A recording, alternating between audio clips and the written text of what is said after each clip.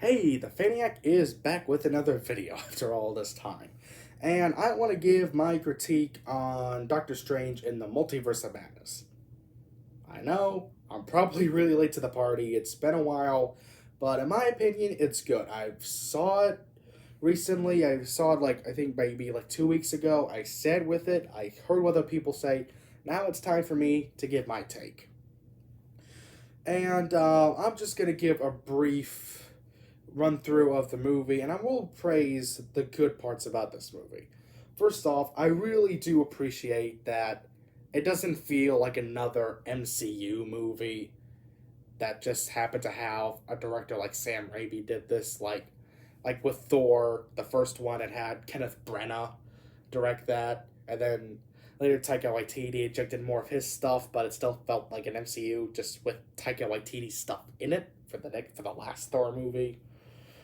But I will admit, James Gunn's take on Guardians of the Galaxy is probably the main thing I think of what elevates that stuff. Like, only he, I think, could probably really tackle that as well as it did. So other than that, though, it just feel like those were other directors just purely for hire, despite them being really good ones at best. But this was good, too, because I think they finally realized they need to let directors do what they want. The reason Justice League didn't work out was because they had two different versions colliding. You don't get a person like Joss Whedon to ditch Marvel and come work for DC. You don't do that. You had a talented director like Zack Snyder initially working on that project, and when you released his cut the way he intended to direct it, it worked, because that was one consistent vision helmed by one director that was able to do exactly what he wanted with the project. And I feel like that's what this film works best here, and it's insane too. Remember this movie right here, Oz the Great and Powerful? This was the last movie Sam Raimi ever directed, and this film is almost 10 years old. Like, I still remember when I saw this in the movies. It's freaking insane. It's even more insane when you think about it that he hasn't directed a superhero movie since his own Spider-Man trilogy. Look at this thing. He directed number 1, which is 20 years ago. God dang it. Then he directed number 2, and then number 3, and he hasn't directed a superhero movie ever since. His last 2 movies after Spider-Man 3 were Drag Me to Hell, and then Oz the Great and Powerful. Whether you like those or not, or just are like, those are your opinions, I'm not going to say what I will have to say about that, though I will bring Drag Me to Hell back up later. Trust me, I'm going to say a lot about that in terms of Doctor Strange. But I will say this. It impressed me the fact of how much you could tell Sam Raimi was in control of this movie. The amount of references to Evil Dead and Drag Me to Hell and Spider-Man, like his own friggin' Spider-Man, it's just freaking insane. Hey, ironically enough, it almost comes full circle. Remember in Spider-Man 2 where we had that scene of which Jameson and I forget Hoffman. Hoffman trying to come up with a name for Doc Ock and mention Doctor Strange. Remember that scene? It's kind of cool they have a mention of Doctor Strange in a Spider-Man movie, only to later have a Doctor Strange movie where they have a Spider-Man reference. Almost comes full circle, and I love it for doing that. Again, kind of almost ties it in a weird way, which it already kind of does because MCU logic, but whatever. Either way, the main thing I loved about this film, and these were my expectations going in, I just wanted to see Sam Raimi direct a Doctor Strange movie. That's what I got, and that's what I love about this movie. That's all I needed, and that's what I got. So no complaints from me there. Though I will say this, lots of people are really divisive, sadly, about this movie. Though not surprisingly as divisive as Morbius, really? This one? I don't get it. But whether you like Morbius or not, give credit that at the very least people went in with just expectations. Therefore, the actual movie either met some people's expectations or just... No, it mostly just met them, I think. That's... Either people went in expecting an movie, good movie, or a bad movie. I'm pretty sure I cater to all audiences on that aspect, so I'm not going to go in. You want to know my take? I have my own review. You can check that out earlier. I posted it. But it is weird how this has more divisiveness in terms of in terms of post-credit, mid-credit scenes. I heard more complaints about Multiverse of Madness than Morbius. And Morbius was talked about more on the internet than Multiverse of Madness, which is just freaking insane. It is hilarious in terms of that. Like, the more talked about one is Multiverse of Madness than Morbius, yet Morbius was the one complaining about a lot more on the internet. I don't know. That was my experience. That's my take on it. But, but, enough side geeks. I want to go into this movie. That's my general opinion, though. I love this movie. I really freaking enjoy it. And I got to see it in IMAX 3D. And so I got to see it on the way I think it was intended to be seen. It was like done completely in IMAX. I saw it at the AMC theater in 3D, and IMAX 3D. Totally worth it. Heck, as bonus no extra charge, I got a preview of Top Gun and an Avatar trailer in 3D. Not bad. But screw that. We got to get to the movie. Okay. I'll go into the spoiler aspects, and you see from here whether this is your kind of movie or not. Though I will say this, the one thing that really genuinely surprised me about this movie is that Scarlet Witch is the villain. And it surprisingly really, really works. And I was kind of worried how they would handle Scarlet Witch being in this, since it is a continuation off of WandaVision. And don't worry, I'll explain my take on that TV show another day, but when you have, like, her being set up as a villain, but still treated as a hero, like, oh, she brainwashed a bunch of people as their prisoners, and she's holding them, and when she's torturing them inside their heads, and then lets them go, because she doesn't want to let go of fictitious images of her dead husband and non-existent children. And then people say, they will never know the sacrifice you made for them. Bull crap on that logic! I'm sorry, I just do not see you coming out of that without freaking consequences. Which, again, that's also kind of brought up here. Like Doctor Strange, like, she's like, I made mistakes, and I know you probably come here to, like, arrest me or something like that. No, I'm not here to talk about Westview. I assure you set things right on that course. Bullcrap again on that logic, but again, MCU gotta maintain continuity, so that's what I blame of anything. Not the dialogue, just continuity. That's how they made it canon in WandaVision, so you can only make it canon by making it canon in the continuing properties, so that's how I'm just going to view it as continuity, blah. But again, she is a really great villain, and Sam Raimi really takes advantage of her and uses her as a great, really horrifying villain. She gets a lot of surprising jump scares. Like, there's the one scene where Doctor Strange traps her in the mirror dimension, and she instead, like, finds, like, a gap and tries to escape from it with frickin' mirrors, like water and reflections, and that's frickin' insane. Heck, she even comes out, like, walking like a crumpled, dead zombie and, like, Dracula. It's frickin' insane. Heck, it even gets more insane when she's, we'll get to this later, but later on when she's, on Earth 838, I think, she apparently uses the Darkhold to take over her other self, storm the head capital base of the Illuminati, and essentially kill everyone there. Oh, the Ultron bots are, like, decimated. Captain Corridor, and people are like, sorry, getting ahead of myself there. People are like, snapped, like their necks are snapped, they're torn apart, their heads exploded, cut in half. I just cannot... Like, this is a Marvel movie, right? This is PG-13. Like, I'm getting... Like, again, I feel like Sam Raimi was taking advantage of how much he got away from with Drag Me to Hell.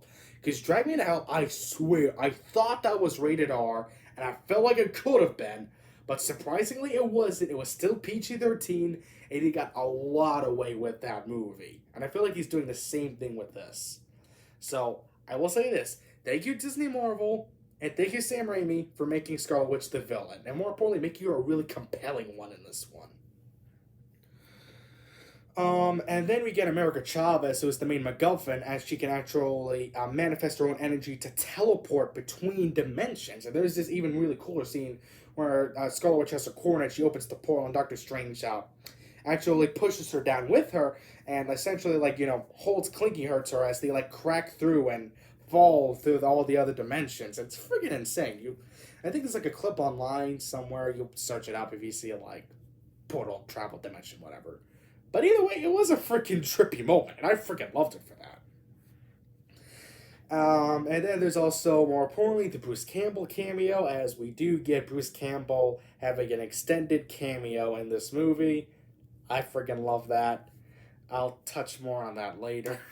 But I just freaking love to see. I just love the fact I could see him in theaters in a Sam Raimi film again. That was just freaking awesome. I love that.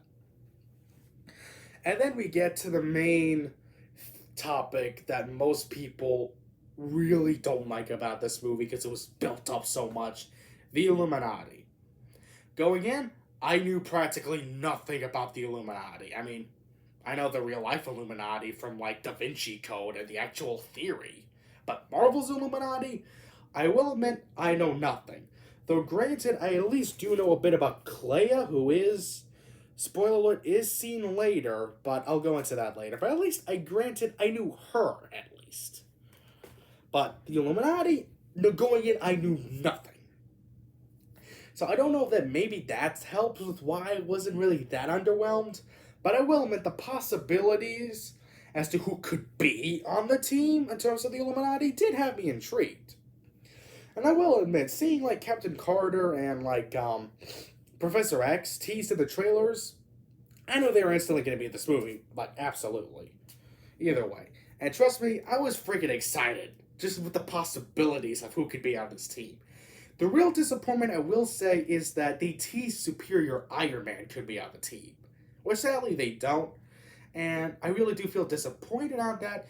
But on the other hand, if they do like a Secret Wars level movie and have him be the villain in that freaking film, that I'm fully on board with. Now that's the route, I am fully fine with him being like the next Thanos and having it be the villain in Secret Wars. Hopefully that becomes reality. Or better yet, actually adopt freaking reality war. Just call it that. I don't know. Could be entertaining, and more importantly, could be freaking awesome. Especially if we get Tom Cruise. Tom freaking Cruise playing Superior Iron Man. That would be freaking awesome. I'm fully on board if he does do that. And granted, I did hear they were considering having him be on board. A lot of cameos I heard they were considering having, like, Deadpool, I think was considered one time, though I will admit, I don't see that working well in that universe. Though I will say this. The only really disappointing thing I feel like instantly could have elevated this, and I will say this again, going back to Bruce Campbell, I feel like they really missed a huge opportunity with this. And I'll even say this in No Way Home. When you see like those other variants coming in, they could have fun with it, and instead they could have had a Sinister Six. And instead of having Venom, my prevailing theory of what could have elevated No Way Home to even further awesomeness, same thing with this movie, is instead have Bruce Campbell be in it, but instead of just making him like an extended cameo, why not have him be a freaking villain? Actually, to elevate it even more awesomeness, why not have him play a freaking Mysterio variant? How cool would that be? Like, instead of like Mordo just being there for no reason, why not have like a variant of Bruce Campbell as Mysterio? That could have been freaking awesome. And hey, if we actually got that for the Illuminati, I would have been freaking like I would have been freaking screaming in the theater if that was the case. Like, just showing that Sam Raimi could just bring to life some aspect of Spider-Man 4. So sorry, I just feel like they missed a huge opportunity with that. If they had him on the Illuminati, I wouldn't still have no complaints at all. That instantly would have made up for the rest of the stuff. But no, we still get our actual lineup, and instead of having Tom Cruise Iron Man or Bruce Campbell Mysterio, though those definitely would have elevated a lot more in terms of the Illuminati aspect. And instead we get Professor X, Captain Carter, Lashana Lynch as a variant of Captain Marvel, because I guess they want to justify the Miss Marvel replacing Captain Marvel somewhere down the line. So whatever, screw it, I don't care. But I will admit, these last two, despite them I hear being late additions, are, one of my opinion, are the more pleasant surprises on terms of who is in the Illuminati. That's Anson Mount returning as Black Bolt from the Inhumans TV show, a different variant. I think they're all different variants, so it doesn't really matter. And John Krasinski as Mr. Fantastic from Fantastic Four. That freaking sold me. and I think I was internally screaming when I saw him in the theater. I'm not kidding. I was just this close to just screeching out loud, like giddily, like a little freaking girl. So freaking worth it. And I also hear them complaining that they were also killed really too quickly. And I have two rebuttals to that. One, these are variants. This is the multiverse. They're like, it's not like you're gonna see Iron Man die again anytime soon. Like, John Krasinski is Mr. Fantastic in this movie. That's fine. You could just easily have him reprise another version of that character for the new Fantastic Four movie we're getting. Hopefully that's the case too, because he was really good in that role, I think. So on that hand, them dying is a surprise, but I'm not bothered by it because they're variants. There's other versions of them out there. So that works on that level. And two, I also go and play the arrogant card. By that I mean, in this universe, Doctor Strange apparently created an incursion of which he dreamwalked at another version of himself and had two realities, like universes, collapse in on each other, which is actually freaking awesome to see in terms of that happening. Only seeing what that world would look like, which we see later with Sinister Strange, which I'll get to that scene later. And they actually lived in a reality where they actually were able to defeat Thanos before the snap occurred. So on the one hand, I play the arrogant card, of which they had like a really high ego god complex. Like, they thought they were able to defeat a freaking titan. They could take on anything. So they were like overly confident. They thought they could handle this, but you're dealing freaking with freaking Scarlet Witch. There's no way you're gonna come out of this alive. And surprisingly, very pleasantly surprisingly, they are all killed except for Mordo. Mordo, out of all 6 of the members of the Illuminati, is the only one that remains alive. They're there for one scene, and he's the only one friggin' left alive after the whole thing. I love that. I just friggin' love that. The fact they're all...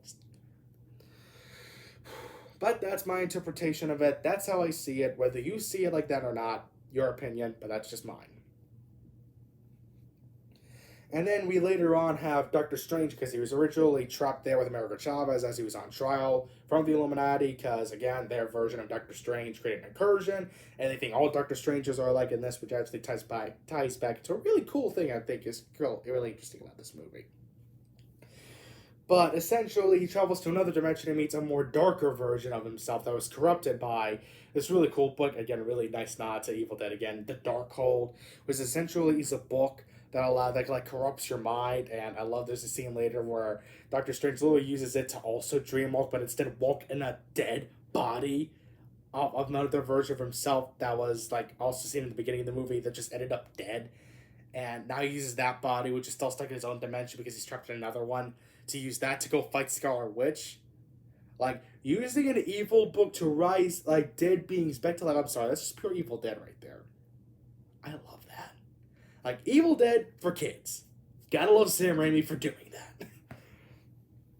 So I will admit that was nice. And again, they even mentioned the Book of Ashanti as a MacGuffin, but just a little bit. I was getting, like, super high. Like, my geek nerd radar was on high alert as soon as I heard that line. Just, oh, it got so freaking excited as I did that. Just makes me so happy hearing that on screen. Just seeing it was so freaking awesome. And then we get to the ending, which I will admit it was kind of cool, of which he, like, I will admit, I do like it's surprisingly how Doctor Strange usually somehow defeats his villains by not fighting them. And instead just talks. I kind of like that about his character. It kind of shows and represents, like, his changing ego. Like, you can't always handle it yourself, and there are other ways of fighting. And I kind of like that aspect of his character and the way he does it in these movies. And he does that here, too. Of which he instead says to, like, America Chavez, like, you were able to harness this power to use it at a pivotal moments in your life. And you can do it here and now and help us stop Wanda. And she does that by throwing her back in another dimension where she has her kids, because that's the whole point of this movie, of which apparently the Darkhold was corrupting her to go and feeding her on the luxury dream palace idea of her living in a dimension where her kids are still alive. I will admit, though, considering all the crap she's dealt with, going to a nice dimension where she can relax and have a family seems freaking relatable, and, I'm just gonna end it there. It's relatable, so yeah. And again, you understand her, which makes it even more elevated, and it elevates it even more when she realizes that she is a monster, when she looks at her kids and sees, oh my god, what have I become? Kind of like Darth Vader when he realizes that he's strapped in a freaking suit now in episode 3. I really love that scene. Comment no all you want. I'm sorry. That's still freaking awesome, in my opinion. And that's like everything I could think of at the top of my head. Oh, wait. Almost forgot. Going back to Sinister Strange, I gotta talk about this. Remember that dance scene, like a musical number in the jazz club from Spider-Man 3? Sam Raimi decides to do something similar to that here, of which we have Doctor Strange versus Sinister Doctor Strange. But instead of them, like, combating in, like, next level, God tier level, they decide to do it the Raimi way and have it be a freaking musical battle. Like, actually using freaking notes, using spells, and using freaking, like, Bach or, like, Mozart notes as freaking battle weapons. Like, spells, wise. Just saying that out loud, like they're having a musical battle, is just freaking insane and so awesome at the same time. Like, joke about, like, that dance club scene you want. You will not deny, you will be talking about that. And that's all I was, like, thinking as soon as I saw that. Like, no matter what, I'm still gonna remember that, because that's freaking memorable. And if anything, that's what I feel like this movie benefits from. It's memorable, and it's different from other Marvel movies because it takes more risks because of its director, Sam Raimi. He pushes that that the PG-13 borderline. He makes it borderline R almost. He almost makes you feel like you're watching a non-Marvel movie. And I love that about it. And that's my critique. That's what I love about this movie. I went in expecting Sam Raimi take on Doctor Strange. That was my expectation, and met that. That's all I needed. People went in expecting Endgame level hype. I'm not kidding. People were more hyped than this, than Avengers Endgame and Spider-Man No Way Home. They thought this film was going to be next level insane craziness. And that's also another disappointing aspect too, because there is also, for a movie that's called Multiverse of Madness, they don't do much in terms of actual multiverse stuff. They just travel to, like, 2 other dimensions, and that's it.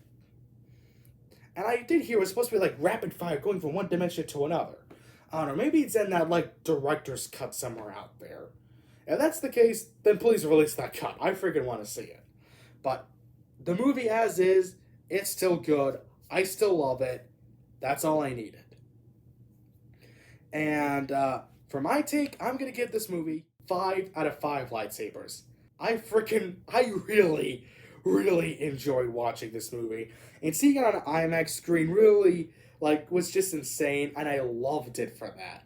It was a really good popcorn flick I could just watch and appreciate as a film fan and as a Marvel fan. It pleased me on both fronts, and that's all I needed from this. And whatever you thought of this movie, let me know what you think down below. And hopefully I can post more videos soon. So, see ya.